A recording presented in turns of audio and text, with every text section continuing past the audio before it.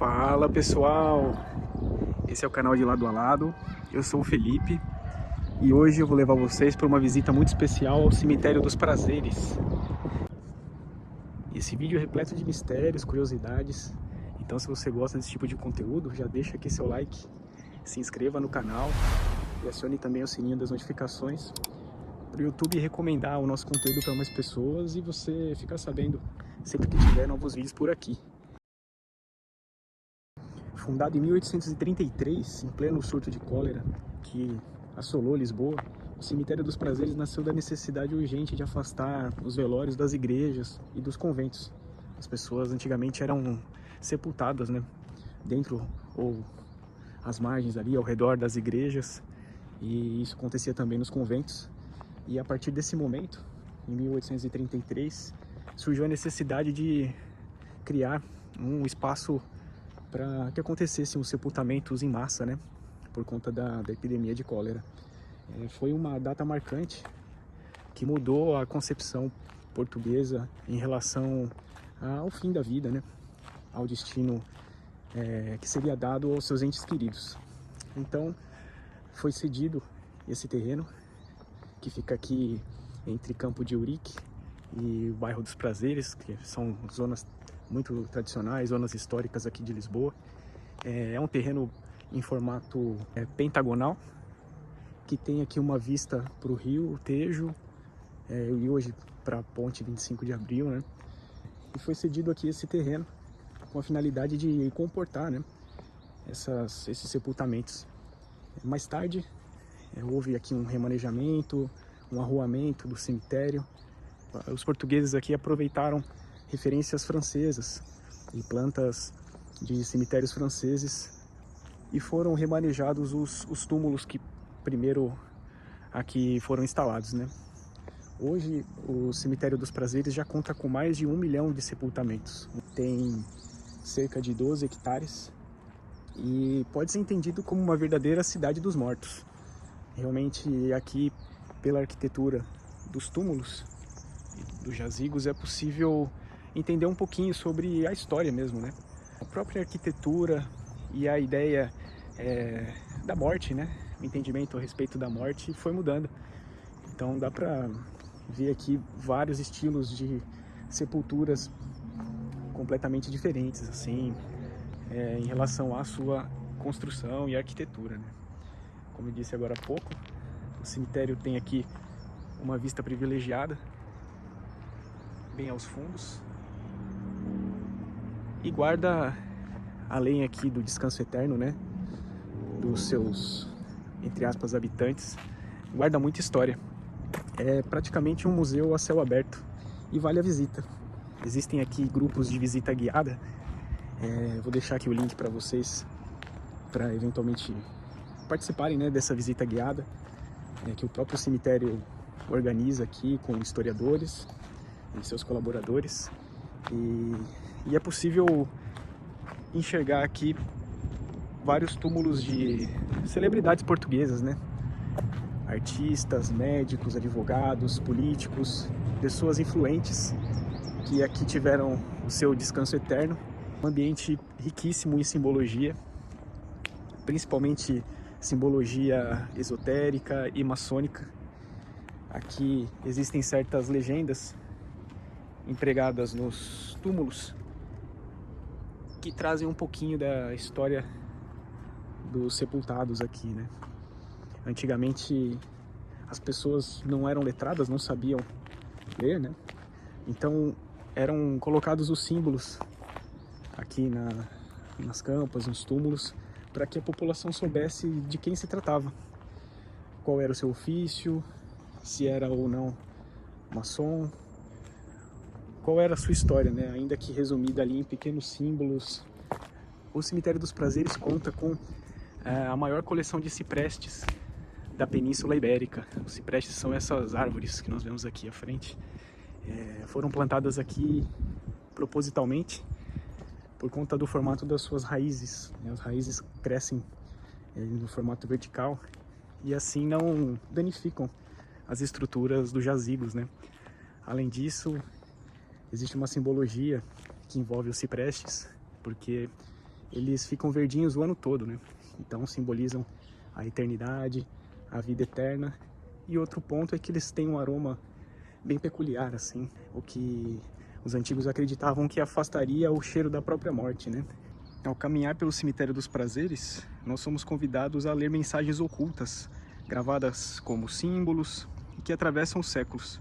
A presença da maçonaria aqui não é secreta, ela é discreta, afirmativa e simbólica, e profundamente enraizada na história e na identidade da cidade de Lisboa. E em muitos túmulos, vemos o compasso, o esquadro, que são dois dos símbolos mais reconhecíveis da maçonaria. Representam o equilíbrio entre a razão e a espiritualidade, a medida justa das ações humanas e a busca pelo conhecimento e pela retidão. O compasso aponta para o equilíbrio, o esquadro para a matéria, e juntos revelam a harmonia entre o visível e o invisível.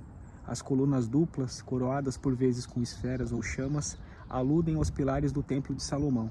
São guardiãs simbólicas da sabedoria e da força, portais entre o mundo terreno e o mundo espiritual. O olho dentro do triângulo observa o silêncio. É o olho que tudo vê, o símbolo da vigilância divina, da luz que ilumina os justos e revela os caminhos. Esses símbolos não estão ali por acaso. A maçonaria, com a sua tradição filosófica e humanista, teve papel fundamental na formação da identidade moderna portuguesa. Muitos dos que repousam neste cemitério foram maçons. Políticos, escritores, médicos, artistas, homens que trabalharam pela liberdade de pensamento, pela justiça social e pelo progresso. Entre os jazigos monumentais aqui do Cemitério dos Prazeres, é impossível não notar um jazigo em formato piramidal. Essa construção foi encomendada pelo primeiro duque de Palmela ao arquiteto Giuseppe Sinatti, que era também um destacado maçom. É repleta de simbologia, isso é possível notar desde os formatos geométricos, né, representados aqui no chão, até o próprio formato do jazigo principal, que é uma pirâmide erguida aqui no coração de Lisboa, além das colunas, também logo à frente, que fazem menção ao Templo de Salomão, entre outros, né? Logo ali na entrada, nós subimos 7 degraus. Podemos notar também que é um monumento bem alto. Algumas referências dizem 12 metros de altura, outras referências falam em 13 metros de altura, o que também pode ter uma representatividade numérica e um significado, né? Nada que aqui foi erguido parece que tenha sido erguido por acaso, né? Realmente é uma construção impressionante, que tem capacidade para abrigar até 200 sepultados, né? E é realmente impressionante estar de frente a essa estrutura maravilhosa erguida aqui no Cemitério dos Prazeres. O jazigo fica em um ponto mais elevado em relação ao plano do cemitério e foi anexado posteriormente pelo primeiro duque de Palmela. O duque fez essa anexação, é um terreno particular e hoje é considerado o maior mausoléu privado da Europa. Aqui no interior do jazigo existe uma coleção de obras de arte valiosíssimas. De fato, não existe nem como mensurar o valor histórico e real mesmo das obras que estão lá dentro.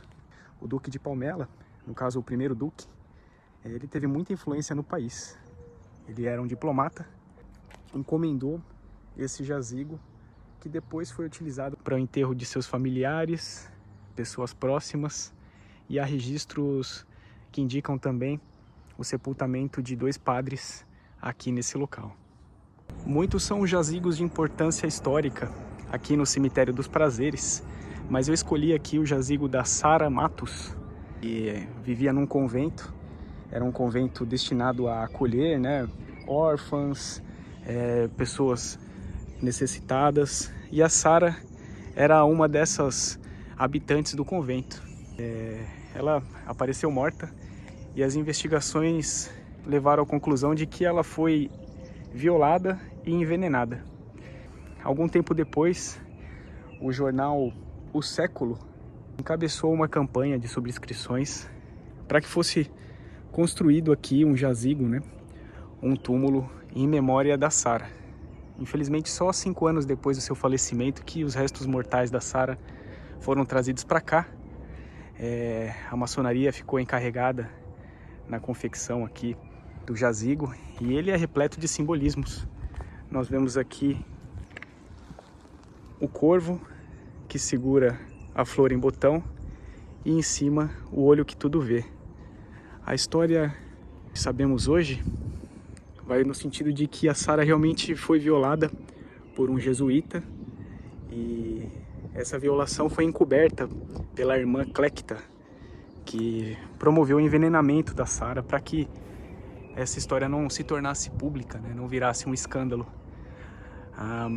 O jornal O Século investigou o assunto, tornou ele público, as manifestações tomaram conta da cidade e ainda hoje, diante da gravidade do caso, o jazigo é alvo de peregrinações. Eu vou indicar aqui os simbolismos. É um pentagrama, no centro está o corvo, que representa a figura do agressor, né, do jesuíta. A flor em botão simboliza a pureza da menina que foi agredida. E em cima, o olho que tudo vê, simbolizando a vigilância da maçonaria e a justiça divina, né? Esse eu acho que é um dos mais emblemáticos jazigos aqui dos Cemitérios dos Prazeres. Fica na Rua 12 com a Rua 6A e vale muito a visita. O vídeo de hoje vai ficando por aqui. Se você curtiu, já deixa seu like, se inscreva aqui no canal, compartilhe esse conteúdo para quem é curioso, gosta de saber um pouquinho de história, para quem vai viajar aqui para Portugal, para Lisboa. Falou, valeu!